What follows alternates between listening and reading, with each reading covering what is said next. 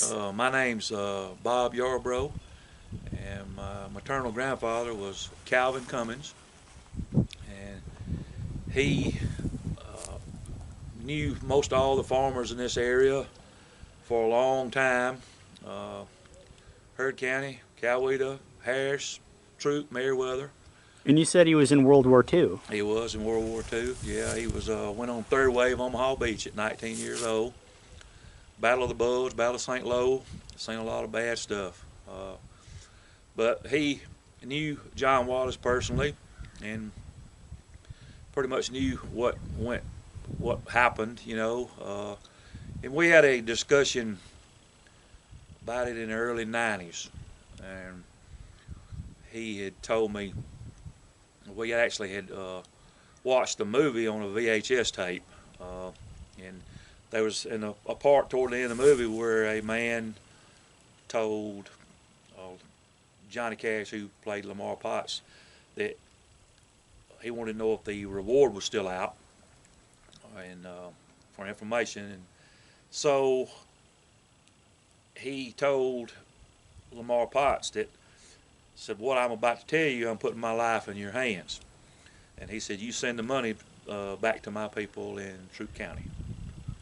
So he showed Lamar Potts where the burn pit, where it burnt the body, and he showed him where he threw the ashes. So that pretty much they had him at that time. And that was my hand. And my grandfather told me that the man's last name was Mahan. I do not remember his first name, but the Mahan home place is in this community, and there's people here my age and older than me that still know that that's called the old Mahan place. So that's pretty much what I know about that. And so this is my hand's house, right? Yes. You said on the chimney there was an old carving that said 18 something. I don't know if it's on the, I may be on the inside of the house. See, I never have seen it. I'm telling you what Mr. Cornetta told me. He's the owner. But it's an old house. So you said your grandfather also knew Thomas Strickland and had met Mr. John Wallace a couple times. Oh, yeah. Can you give me some details about the killing that took place? No, I can't. I don't really know anything about that. But my grandfather did tell me that what caused it, what led up to it was the man that John Wallace killed was a sharecropper, and John Wallace was involved in making moonshine, and there were revenuers in the area. They were basically trying to get him. So John Wallace had told them, don't haul anything, because if they get you, they're going to try to get you to rat on me.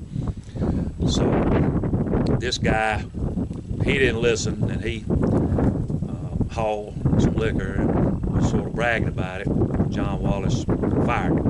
And then he took revenge by stealing one of John Wallace's milk cows. So John Wallace wasn't going to take that lightly. He wasn't a man to, you wasn't going to tell him what to do. He's going to tell you what to do. So that's the way it was pretty much explained to me, And actually, through the years, I had thought that the man he killed was a black man, but he was a white man, So that's pretty much the extent of the conversation I had with my granddaddy about it. But he said he knew John Wallace, had met him a few times, but from what I've heard people say, he was a self-made man, and he pretty much, wasn't going to be pushed, by anyone. So, but I also heard he was very generous to churches, needy people. Now this is what I have been told. I have no documentation.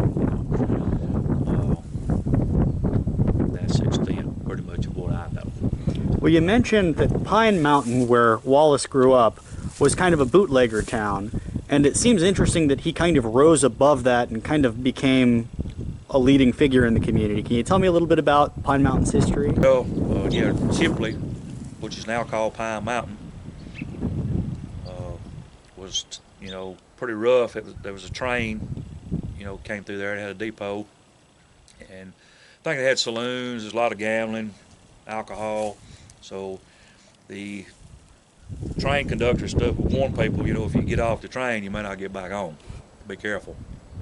So a massive storm came through and destroyed the place, and they rebuilt it and renamed it Pine Mountain to try to clean the act up, so to say.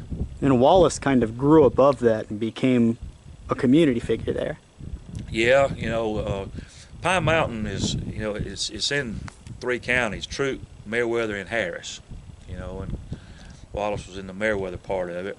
And of course, he just had one sheriff of the whole county. But he's buried in Pine Mountain Cemetery. The Strickland people. I think Tom Strickland was his uncle, to my understanding. Buried in the same cemetery as him. Yeah, he was involved in it. And I think John Wallace's mother was a Strickland, to my understanding. I'm by no means an authority. I'm just, sort of repeating what I've been told from some supposedly reliable sources. And you mentioned a little bit, I would like to record some about your grandfather, because he seems like one of the more fascinating figures in the story. Well, he was in World War II, went in third wave, Omaha Beach at 19 years old, and thank God he made it. I probably wouldn't be here. He was at Battle of Bulge, Battle of St. Lo. Like to lost his feet at the Battle of Bulge because of frostbite. It was so cold.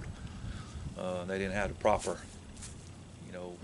uniforms and gear. They couldn't get any supplies into them. So he made it through that, came home, and he became a good businessman. He worked for Farmer Supply. Actually, he was an instructor at Fort Benning for a good while after World War II, and then he got out of that, and he worked at a Farmer Supply in LaGrange, Georgia for a long time. They sold Purina feeds, and my granddaddy sort of handled the feed and fertilizer part of it, so he knew all these farmers.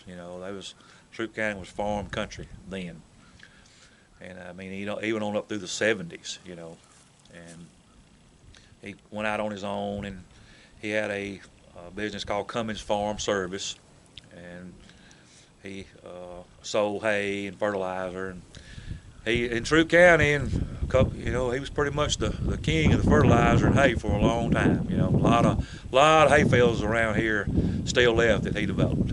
And I said in the other video, you sell pencils, you're going to know all the teachers. He must have known everyone. Oh yeah. He and I got to meet a lot of those farmers, and a lot of good World War II veterans through my granddaddy, and those men came home and went on their lives, and most of them was successful businessmen. You said that during the Omaha Beach, he jumped up and over the side. Yeah, he told me he knew when they dropped that front gate that whoever was there was going to be gone because the bullets was already hitting it. So he jumped over, and he said, I weighed 150 pounds. I had on 100 pounds of gear. I was going to the bottom. He cut the gear loose and made it. I never will forget one time I was telling him I was going to Panama City to the beach, and he said, yeah, I remember my first trip to the beach. He said, Omaha Beach, that was my first trip to the beach. And it's crazy to think of a young farmer kid, and that's his first time seeing action in World War II. Yep, he was from Roanoke, Alabama. He joined the Army, after the war started, and got his training in Anniston at Fort McClellan, which is gone now, And then he was shipped from there to England. Well, you were saying, so I guess after the Depression, there was nothing really viable here for crops, and he went over just because there was no money left. Yeah, he told me his daddy had given him some land and some mules, and he had just married my grandmother in 43, and he said, I was out there plowing and working, and he said, man, there's just no future in this, and he said he told his daddy, I'm going to just let you have this back. If you would, just carry me on to Anniston, I'm going to join the Army. How did his father react? He said he had his blessing. Wasn't no problem with him. And so as the sun sets on Troup County, I just wanted to show a little bit of a tenant farm. These would have been kind of the poorer people in the county who are often involved in moonshine production. And there's a scene in the movie Murder in Coweta County where the guy approaches Sheriff Potts and says, "Approach my people in Troup County, and I'm trusting my life in you, because if it came out that he was a snitch for $500, he would probably have been killed, or at least taught a very severe lesson." And this is kind of the area that those folks would have lived in, the old tenant farmer houses. But the house of the man, the My Hand, is actually just over near the Yarborough farm. This is just kind of in the same area. And we're just passing the Salem Road Bridge in rural Troup County, western Georgia, to go to the Yarborough farm and talk a little bit about Murder in Coweta County and who specifically ratted out John Wallace. This bridge apparently was made before the Civil War with slave labor, but it washed out at some point and they rebuilt it. Now, what you got to know about Troup County in western Georgia in particular is that it's all rolling hills, and with the red Georgia clay, it kind of creates these wash areas, these creeks and streams. It's very rural, remote, and very easy to start moonshine stills. And when the price of cotton rose, people wanted to make some form of money, and the only problem that they had, the government, with this was that they weren't getting the taxes from the moonshine. And so folks like John Wallace really rose to power in this part of the country.